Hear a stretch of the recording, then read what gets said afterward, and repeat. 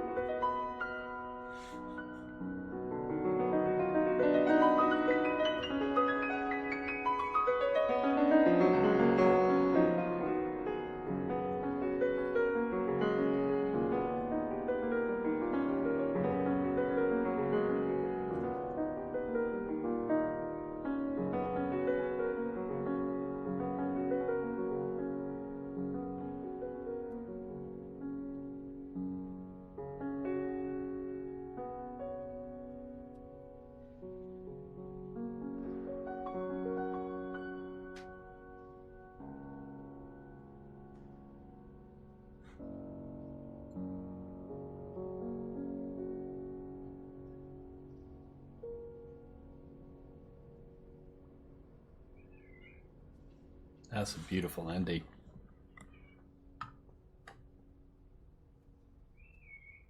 Wow. What did you think? Pretty amazing. I mean, technically, she's very, very good. That is so scary. That's a lot of notes and a lot of accidentals. As soon as I saw the double sharps, I would have left. I mean, as soon as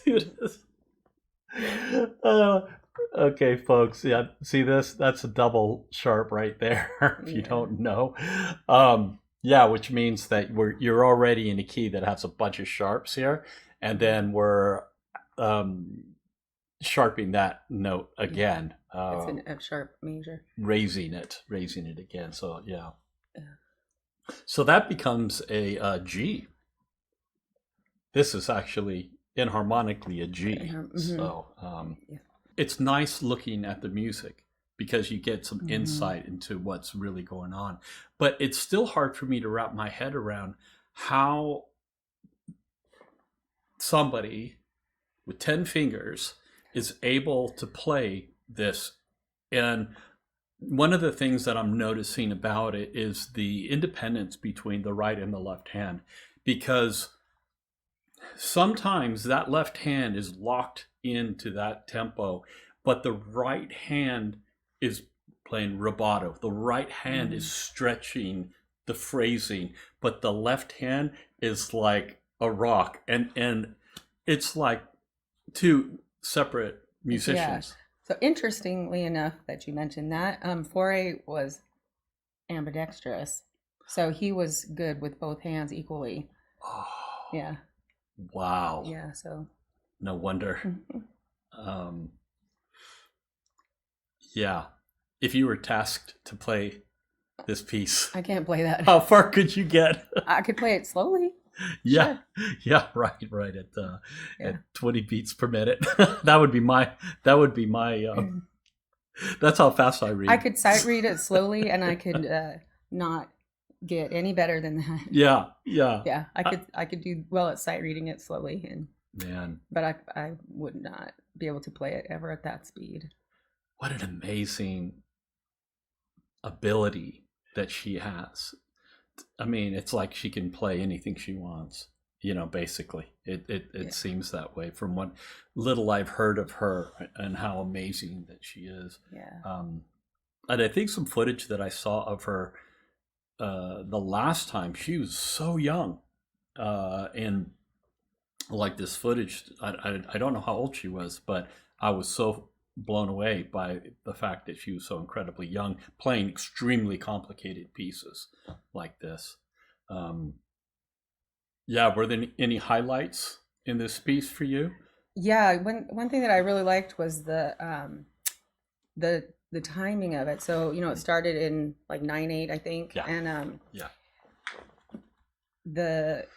it really went kind of syncopated, where I don't know if it was really syncopated, but where it felt like it was out of the time signature in several places, and then it did change time signatures. Like I think it went to 6/8 and 2/4. And that's what I was going to remark on. I'm glad you said that because it reminded me to talk about this with you. Is that I saw a few places where it went from 6/8 to 2/4, and if you think about 6/8, 1 2 3 4 5 6 1 2.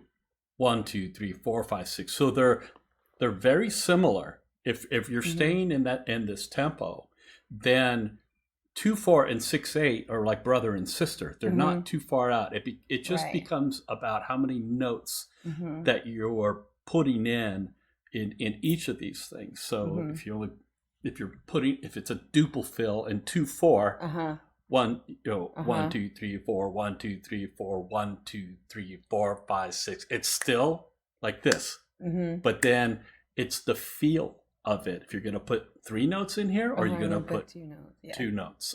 So it is really interesting because as I'm reading it, I saw those shifts, and I'm like, oh no, it doesn't sound that different actually between the 6/8 and the 2/4.